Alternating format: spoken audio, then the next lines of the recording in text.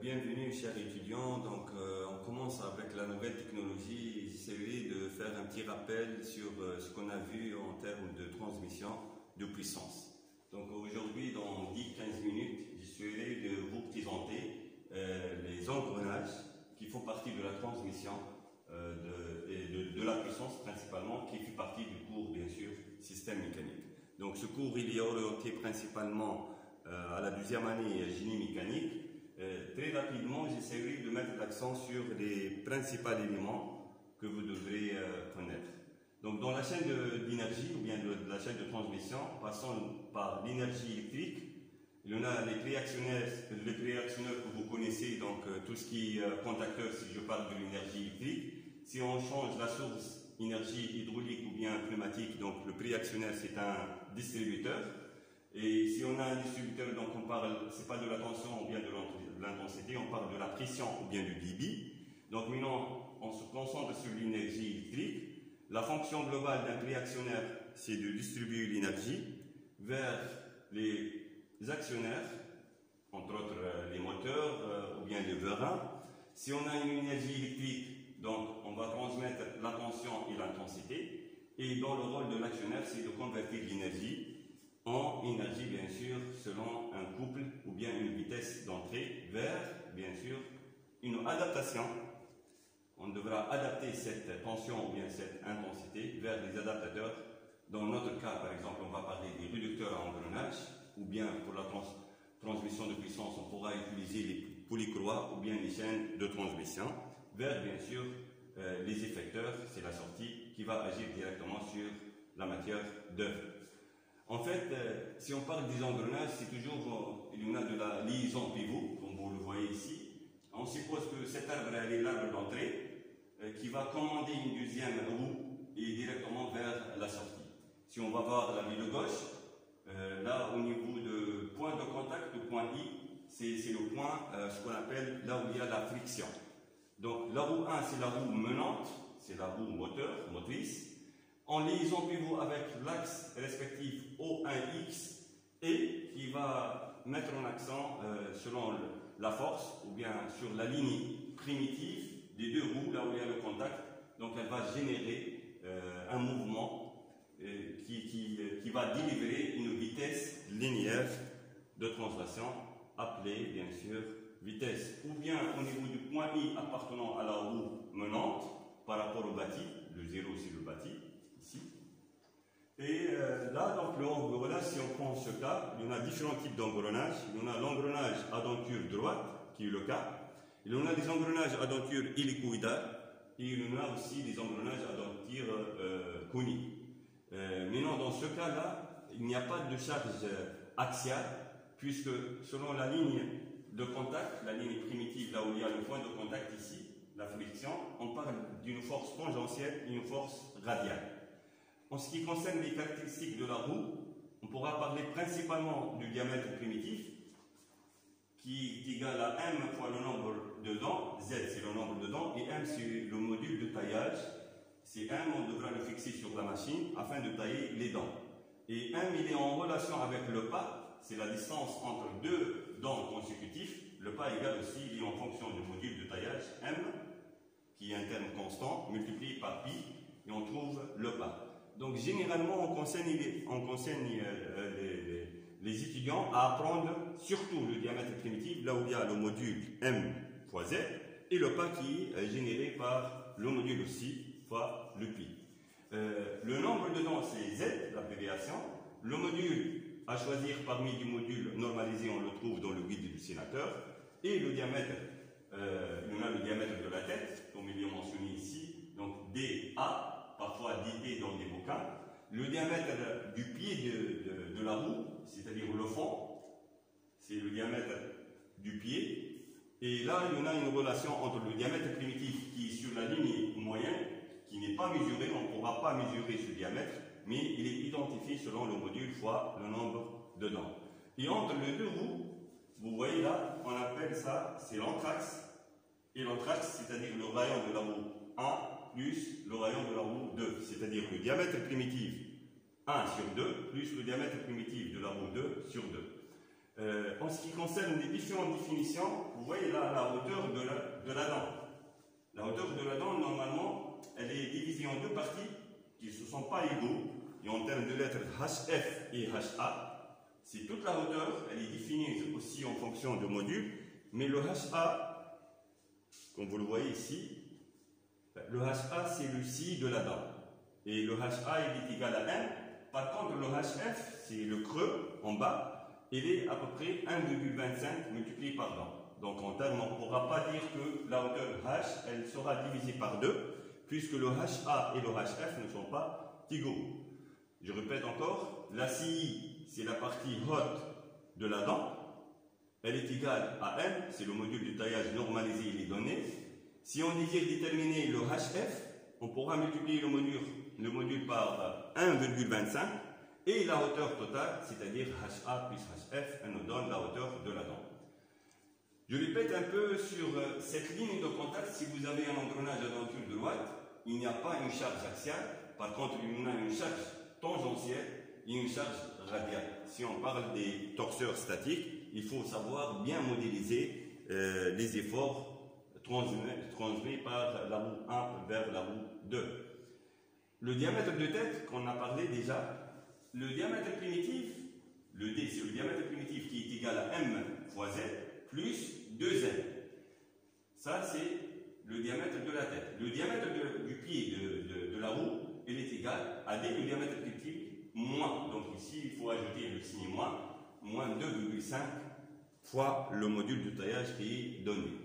Donc c'est très simple d'apprendre ces paramètres-là, qui sont obligatoirement pour quelqu'un qui fait de la génie mécanique. On parle de la transmission, il y en a plusieurs types et il faut comprendre le phénomène, qu'est-ce que se passe au niveau de la roue dentée et d'engrenage. Vous voyez, il y en a plusieurs types là. Donc le premier cas, c'est un engrenage cylindrique à denture hélicoïdale. Ce type d'engrenage, il est différent par rapport à ce qu'on a montré, et là on ajoute l'effort axial. C'est-à-dire, si on parle de torsion statique, les efforts qui seront transmis par le pignon vers la roue, on devra modéliser le torseur par 3 charges, une charge axiale, une charge radiale et une charge tangentielle.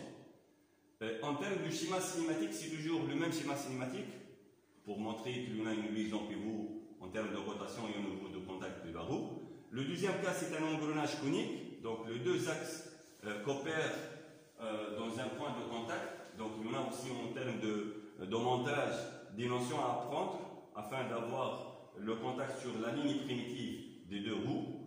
Nécessite un réglage, donc c'est la coïncidence des sommets des cônes primitifs, et aussi pour avoir un bon engrainement, il faut choisir les deux roues qui sont taillées de même module. On ne pourra pas choisir des roues dentées et on disait faire une transmission par engrenage. Une roue, elle est taillée à M, par exemple, égale à 1,25, et une autre qui est taillée, par exemple, à 1,5. Donc, c'est-à-dire le pas entre les dents n'est pas identique, on ne pourra pas avoir un bon rendement en termes de transmission. Et le troisième cas, c'est l'engrenage là où il y a une roue avec une vis sans fin. Et ça, c'est un cas fréquemment utilisé lorsqu'on parle de la puissance transmise hyper élevée. C'est un grand rapport de réduction. Une vis, là où il y a le Z, le nombre de dents, c'est toujours l'abréviation Z. Le système, on parle de est-ce que le système il est réversible ou bien irréversible? Là aussi, il y en a des conditions à imposer. Et l'axe devra être perpendiculaire.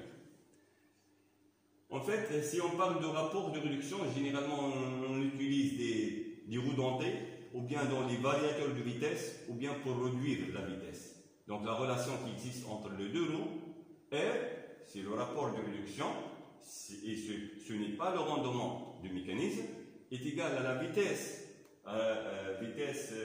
angulaire de sortie, de la roue de sortie, sur la vitesse en radial, c'est-à-dire radial par minute ou bien par seconde, ou bien, puisqu'il y en a une relation entre le W et le N, le 2πn sur 60, égale à W. On pourra aussi dire que le rapport entre les vitesses angulaires ou bien le rapport entre les vitesses en tours par minute égale aussi, donc ça dépend de ce que vous avez comme données, égale à moins 1 puissance n, et on revient après sur le petit n là en puissance, Donc c'est le produit du nombre du dent des roues menantes, ce sont les roues d'entrée, les roues motrices, divisé par le produit du nombre du dent des roues menées.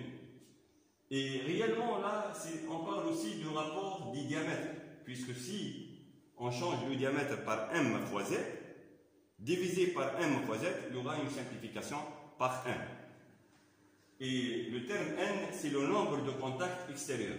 Dans notre cas, on a un seul contact, vous voyez ici, donc moins 1 puissance 1, ça reste moins 1, pour nous dire que lorsque vous utilisez paire des engrenages, c'est-à-dire deux roues, il y en a, le sens devra être bien sûr inversé. Si on a une combinaison et de chercher la relation entrée-sortie, si vous avez appel à utiliser une roue intermédiaire, vous avez un arbre d'entrée, une roue intermédiaire et une troisième roue. Là, donc les deux roues d'entrée et de sortie, elles tournent dans le même sens. Par contre, dans notre cas ici, on a un arbre d'entrée, là où il y a une roue, qui va enchaîner avec une deuxième roue. Donc réellement, le sens de rotation de l'arbre de sortie, il est inversé par rapport à l'entrée. C'est pour cela qu'il y en a ce signe qui indique que le sens il est contraire. Voilà donc très rapidement juste le chevauchement pour les étudiants, le mot d'utilisation menante et menée. Donc on pourra dire que lorsque vous voyez la roue menante, c'est-à-dire la roue d'entrée, c'est la roue motrice. Et la roue menée, c'est la roue qui va avoir l'action et c'est la roue de sortie. La roue menée, c'est la roue réceptrice dans un engrenage. Dans ce mécanisme-là, il y en a, comme vous le voyez, dans le même schéma cinématique, un ensemble des engrenages. Il y en a le Z1, le Z2, donc je parle de deux roues dentées en contact, puis sur le même arbre, il y en a un passage vers, une troisième roue Z4 qui va animer l'arbre de sortie à travers un engrenage avec la roue Z4. Donc si on désire parler de nombre de contacts extérieurs, comme on a ici le signe N, j'avais un contact ici, Donc le premier contact entre les deux roues Z1 et Z2, et j'avais le deuxième contact entre Z4 et Z3. Donc la puissance, ça sera pour nous 2. Maintenant, on pourra dire que l'arbre de sortie, elle tourne dans le même sens que l'arbre d'entrée. Voilà, c'était un peu rapide. C'est juste pour vous rappeler que la transmission d'engrenage, il y en a plusieurs types. Où elle est conseillée, ça dépend bien sûr, si on parle de la conception, vous avez le choix entre polycroix ou bien chaîne de distribution ou bien type d'engrenage. Il faut dire que parmi les accessoires ou bien les équipements les plus utilisés pour parler d'un rapport de réduction, affaiblir la vitesse de sortie, augmenter le couple, donc il y en a toute une étude pour sélectionner la bonne solution. Les principaux éléments que vous devrez connaître, que le rendement n'est pas identique à un rapport de réduction. Si on parle de rendement, c'est un rapport entre les puissances, donc c'est-à-dire la puissance de sortie sur la puissance d'entrée. Par contre, un rapport, c'est un rapport entre les vitesses, ou bien vitesse angulaire, ou bien les vitesses enregistrées sur l'arbre motrice n en tours par minute, qui est égal aussi à moins 1 puissance n, multiplié par le nombre des dents des roues menantes, ce sont les roues motrices, divisé par Z mené, c'est le nombre de dents des arbres de sortie ou bien des roues dentées de sortie. Dans ce cas, si on parle de rapport de réduction, on va parler des équations. R égale à oméga sortie sur oméga entrée. Pour nous, l'oméga sortie, c'est l'oméga 4. Divisé par l'oméga entrée, c'est l'oméga 1. Égal à n sortie, c'est n4. Divisé par n1, égal à moins 1 puissance 2, puisque j'avais deux contacts extérieurs, ici, multiplié par le nombre de dents des Z menantes. Quelles sont les roues menantes ici? Les roues motrices. La première roue motrice, c'est Z1, multiplié aussi par Z3, puisque j'avais deux roues qui vont générer un couple de rotation. Et, produit du nombre des dents des roues menées, Z2, elle est menée par rapport à la Z menante, donc Z1 fois Z4 divisé par Z2 sur produit du nombre de dents des roues menantes Z motrice, c'est Z1. La roue menée, elle va engendrer la rotation vers la roue 2, donc Z1 sur Z2, multiplié par Z3 sur Z4. Et comme ça, on pourra déterminer le rapport de réduction. Voilà, donc à la prochaine, c'est un petit résumé. Le temps de que vous révisez un peu qu'est-ce qu'un CI, le creux, HA, HF et la somme elle est égale à H, c'est la hauteur de la dent. Le diamètre primitif est égal à M fois Z. Le diamètre de la tête, donc il y a une équation à apprendre, c'est le diamètre primitif plus 1. Et le diamètre du pied de la roue, elle est égal au diamètre primitif moins 2 fois le module. Bonne chance, bonne révision et à la prochaine. Merci.